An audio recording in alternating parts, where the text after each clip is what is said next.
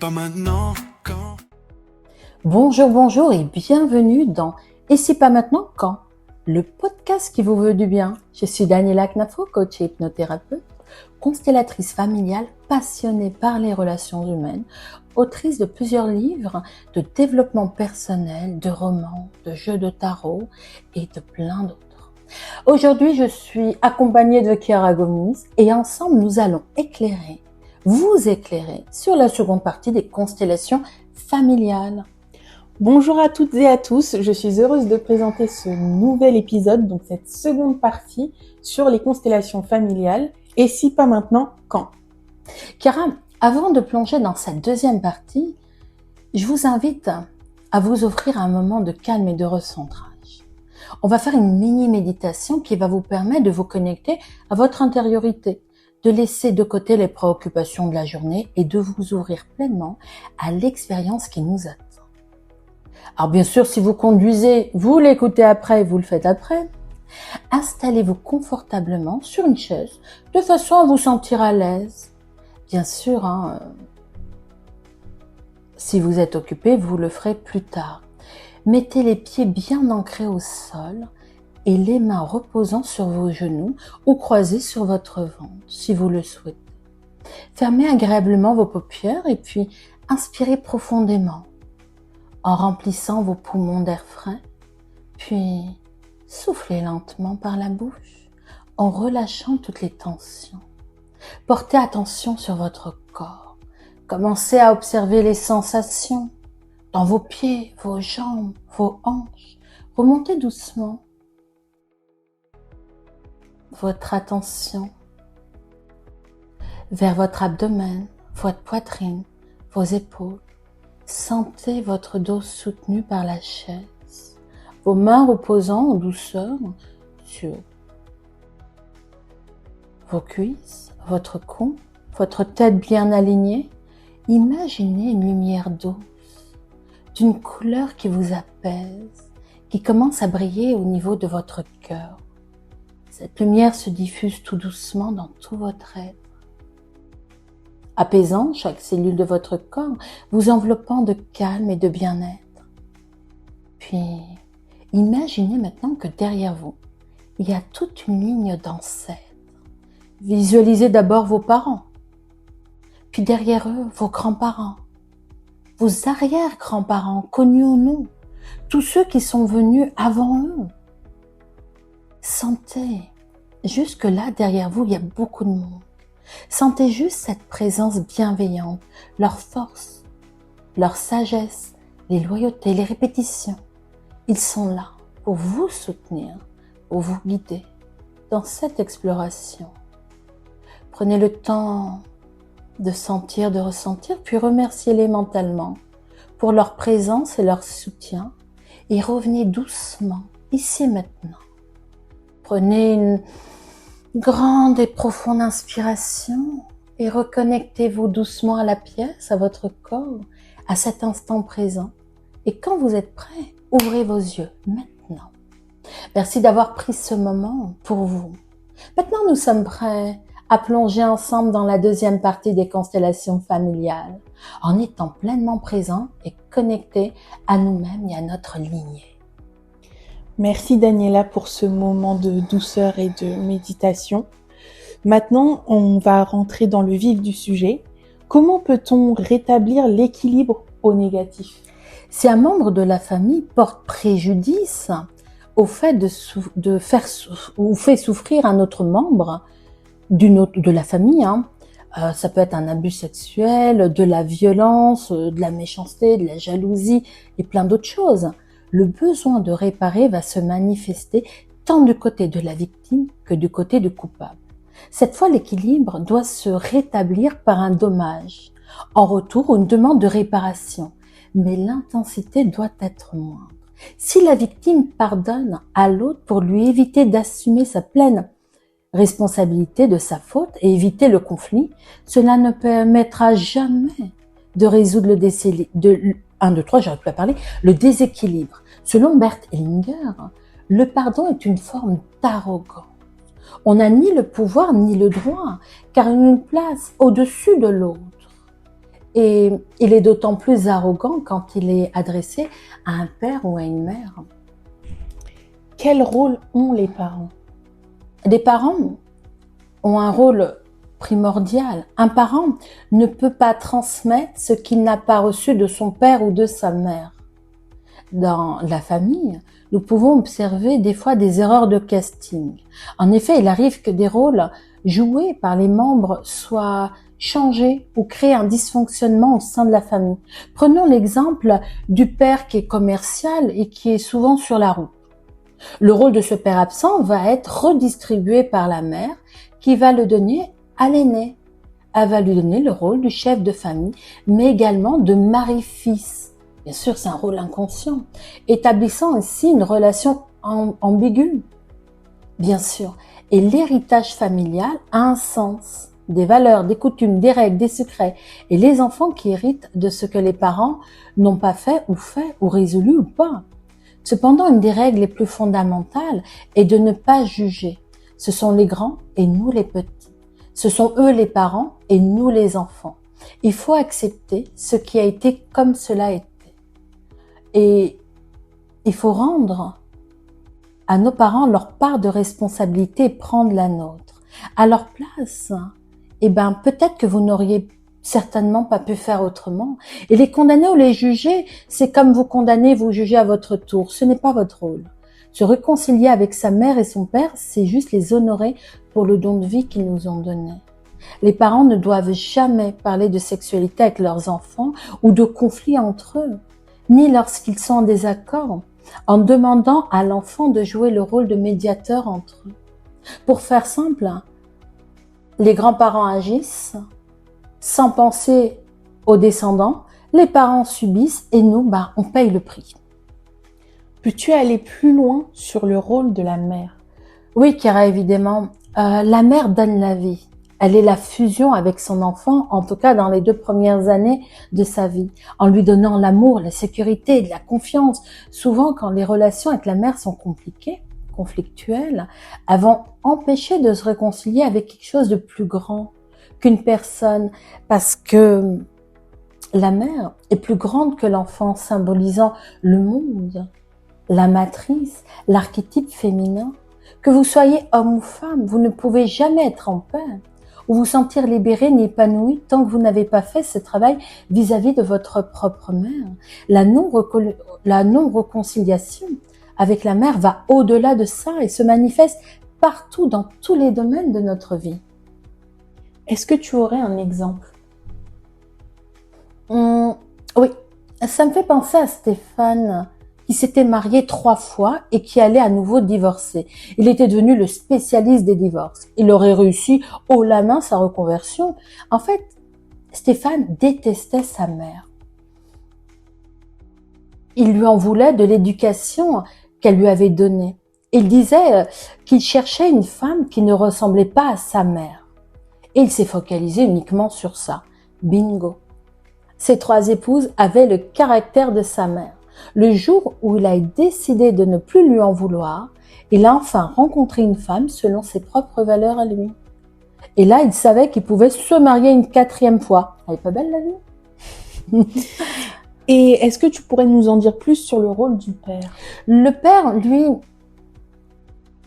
il va donner le nom de famille en transmission et le nom NON. Quand un enfant rejette son père, on entend souvent « mon père était trop dur ou méchant avec moi ». Et si nous examinons bien la situation de près, le problème se répercute souvent à travers des générations comme la force du destin. Quand l'énergie est bloquée ou figée à un endroit de la lignée, les descendants ne peuvent pas en profiter. Rien ne circule. Et c'est un peu comme une route barrée qui nous oblige à faire un détour impossible. Sauf qu'ici, nous parlons d'émotionnel. Est-ce que tu aurais un exemple pour qu'on puisse comprendre un peu mieux? Oui, tout à fait. On peut prendre l'exemple de Lucie, une jeune femme qui ressent le besoin d'aider sa mère au point de sacrifier sa propre vie. Lors d'une constellation familiale, elle découvre que sa dynamique est liée à l'histoire de sa grand-mère, qui a perdu son mari et qui a dû élever seule ses enfants dans une grande précarité. Lucie réalise qu'elle porte inconsciemment ce fardeau, essayant de réparer la vie difficile de sa grand-mère. En reprenant conscience de cela, elle peut enfin se libérer de ce poids et de vivre sa propre vie. Ou bien de Marie qui n'arrive pas à maintenir une relation amoureuse stable. Elle se rend compte qu'elle reproduit toujours les mêmes schémas, choisir des partenaires qui finissent par l'abandonner. Et lors d'une constellation familiale, Marie va découvrir que son grand-père maternel a été abandonné par sa mère pendant la guerre. Idem pour sa mère avec son père biologique. Et ce traumatisme non résolu s'est transmis inconsciemment de génération en génération. Et en prenant conscience de cet héritage, Marie peut enfin se libérer de ce schéma répétitif en coupant la dette émotionnelle transmise. Et nous, les enfants, dans tout ça? Le lien qui unit les enfants à leurs parents est un sentiment inconscient d'origine biologique et primaire. Ce lien existe même si l'enfant n'a pas eu de contact avec ses parents biologiques. S'il ne les a pas connus ou s'il y a eu des violences, des abus ou des conflits. C'est un amour qu'on appelle Chiara inconditionnel. Mais aveugle, d'où la notion d'amour fou, puisqu'il pousse l'enfant à prendre inconsciemment sur lui la douleur et la destinée de ses propres parents. Le garçon se place généralement dans la sphère d'influence de son père et la fille souvent dans celle de la mère. Le premier enfant, par exemple, par son droit d'aînesse, va diriger, c'est le leader. Il a des idées, il va réaliser, il est entreprenant. À l'époque, l'aîné perpétue la descendance avec le nom de famille. Aujourd'hui, c'est différent parce que nous pouvons porter les deux noms des familles ou le changer. Mais il faut savoir une chose, que chaque nom porte son histoire et sa charge émotionnelle. Et la fille, quand c'est elle l'aînée, elle va porter plutôt la tradition, les coutumes. Et pour le deuxième enfant? Le deuxième enfant va représenter la mémoire familiale. La place du premier étant déjà prise, le deuxième, lui, doit prendre sa place. C'est le cadet, il va être dans l'affect, dans le contrôle, il va jouer le rôle de médiateur, il va fédérer et réunir la famille. Et pour le troisième enfant, est-ce que c'est la même chose? Le troisième enfant, non, il va représenter tout l'émotionnel, l'imaginaire, il va être très communicatif, il va être dans les liens émotionnels, il va exprimer la joie, la tristesse aussi. Donc, pour le quatrième enfant, porte à nouveau, c'est ça? Oui, tout à fait. La place de l'aîné étant déjà prise, alors souvent le quatrième va juger le premier de façon inconsciente et se mettre en compétition. Il va se sentir responsable, avoir de la stabilité. Il aura besoin de poser des règles et va pouvoir paraître un peu parfois rigide. Et c'est là que les choses deviennent intéressantes, un peu comme une série familiale sur Netflix. Et puis surtout, c'est un petit peu comme l'histoire du Roi Lion entre les deux frères. C'est un petit peu ça. En fait, nous reproduisons ce que nous avons vécu. Tout à fait, Chiara. Nous reproduisons tout au long et au cours de notre vie le type de relation que nous avons connu pendant nos premières années de notre vie. Et cela se fait inconsciemment. Pour pouvoir s'en libérer, c'est quand on grandit, quand on va aller chez des amis. C'est là qu'on se dit, bah tiens, eux ils fonctionnent différemment de nous. Et c'est là qu'on va commencer à juger, à regarder, à apprécier, à comparer, mais pas avant. Si j'ai bien compris, les constellations familiales servent aussi à mieux comprendre ce qui se passe en nous, dans notre famille. Oui, tout à fait. Les constellations familiales offrent une opportunité incroyable et unique de comprendre et de guérir des dynamiques familiales qui influencent profondément notre vie. En participant à cette pratique, on peut découvrir les vérités cachées, se libérer des blocages émotionnels, trouver sa juste place dans le système familial. Et puis, souvenez-vous, si après ce que l'on a dit dans la première partie, dans la seconde partie, vous vous sentez encore un peu perdu dans les méandres de votre famille, rappelez-vous que même les meilleures familles ont tous leurs secrets, leurs non-dits. Et après tout, un petit peu de folie, la vie serait bien monotone, non? Et puis, même Shakespeare n'aurait peut-être pas imaginé de tels retournements de situation. Et ça, on en voit parce que des fois, on se dit, mais c'est un film, c'est pas possible. comment il y a des histoires pareilles. Et quand on regarde le transgénérationnel, quand on regarde et quand on fait un état de tout ça, ça paraît tellement évident. À partir de combien de séances on voit un changement? Il n'y a pas de règle stricte. Parfois, une seule séance sur une situation précise suffit en constellation pour débloquer une situation et apporter de nouvelles perspectives. Cependant, pour des problèmes plus complexes, ça va nécessiter plusieurs séances pour être pleinement résolu. Mais ce qui est bien, c'est que c'est important d'être à l'écoute de ses propres besoins et de ne pas forcer le processus. C'est comme une forme d'égrégore. Ce qu'on travaille ici va travailler sur les générations futures et ça débloque aussi au niveau des aïeux. Et tout le travail est en continu. Est-ce que tout le monde peut participer à une constellation familiale, même sans connaître tous les membres de sa famille? Oui. On n'a pas besoin de connaître tous les détails ou tous les membres de la famille ou de venir avec toute une grille, le grand-père, la grand-mère. Non. Des fois, on n'a pas tout ça. L'essentiel est de s'ouvrir à ce que les constellations peuvent révéler. Et des fois, il y a des dynamiques cachées ou des membres oubliés dans le système et ils vont émerger naturellement durant la séance, sans qu'on ait consciemment été au courant. Tu vois, c'est ça qu'on appelle les petits secrets de famille. Et comment on fait pour se préparer à une séance de constellation familiale? La meilleure préparation est de venir avec un esprit ouvert et d'être prêt à explorer ce qui est et ce qui se présente. Et on peut également réfléchir à une problématique spécifique qu'on aimerait aborder, mais c'est pas obligatoire. Des fois, on vient et moi en séance, des fois on me dit Daniela, j'ai un blocage et dans les questions, je vois des répétitions et on va essayer.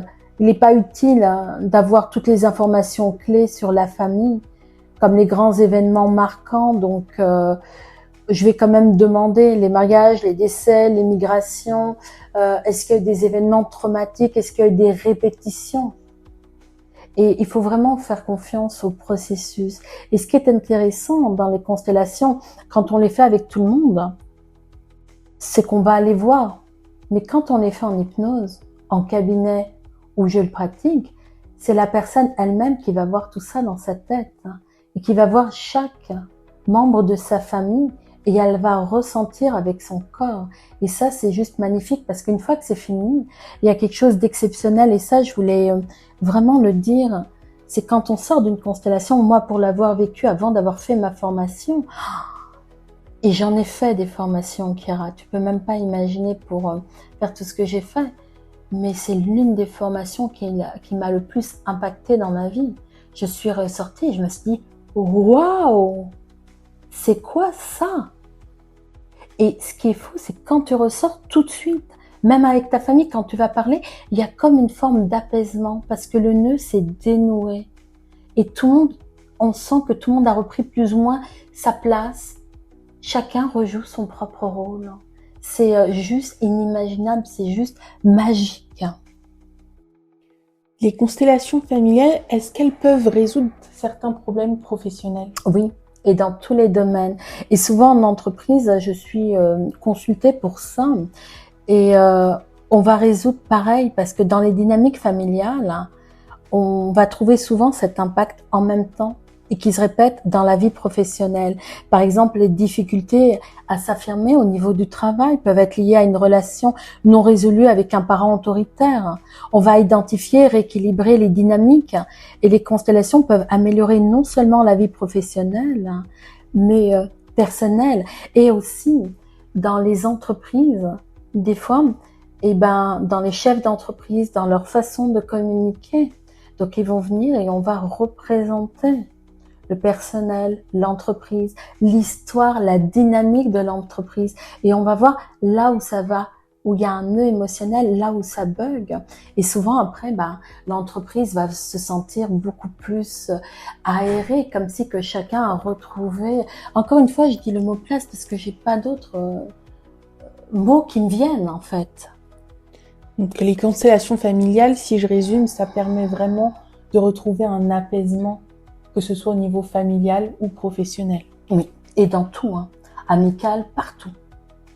Donc, pour conclure cette deuxième partie, je vous invite à explorer le livre Les constellations familiales, une plongée dans l'âme familiale pour trouver sa juste place de Daniela Knafo aux éditions Lanor, disponible dans toutes les librairies et sur Amazon. C'est un livre qui vous permettra de vraiment comprendre les schémas répétitifs, les loyautés, les dons, les talents, mais aussi de pratiquer les constellations familiales de chez vous avec des protocoles conçus et adaptés à chacun et à votre rythme. Ça vous permettra également d'observer les transformations de votre vie. Plongez votre âme familiale pour retrouver l'harmonie et l'équilibre dont nous avons tous besoin. Et si vous souhaitez en savoir plus sur les accompagnements, participer à des ateliers ou simplement prendre rendez-vous pour une séance de constellation familiale, de coaching ou d'hypnose, connectez-vous sur le site www.danielaknafo.fr ou sur Zenamou pour avoir toutes les informations sur ces prochains ateliers. Hâte de vous retrouver dans la seconde partie, dans le prochain thème. Ouais, Oui, parce que prochain on pourrait faire une troisième partie. Je sais que tu as envie. Oui, on est à la seconde partie, on a fini là. ce sujet. Oui, je pense qu'on est bien. T'aimerais qu'on parle de quoi la prochaine fois, Kira? J'aimerais qu'on parle de ton livre Éveiller la chamane en vous. J'en ai pas mal en ce moment. Il y a le chamanisme qui m'intrigue particulièrement, donc j'aimerais qu'on revienne sur cet ouvrage. Ça va être tout un sujet. Allez, accrochez-vous. On est prêt. Bon, écoutez, je vous remercie à toutes et à tous. Merci à toi, Chiara. Merci d'avoir écouté ce podcast. Et si pas maintenant, quand? Le podcast qui vous veut du bien. Passez une excellente semaine et à très vite.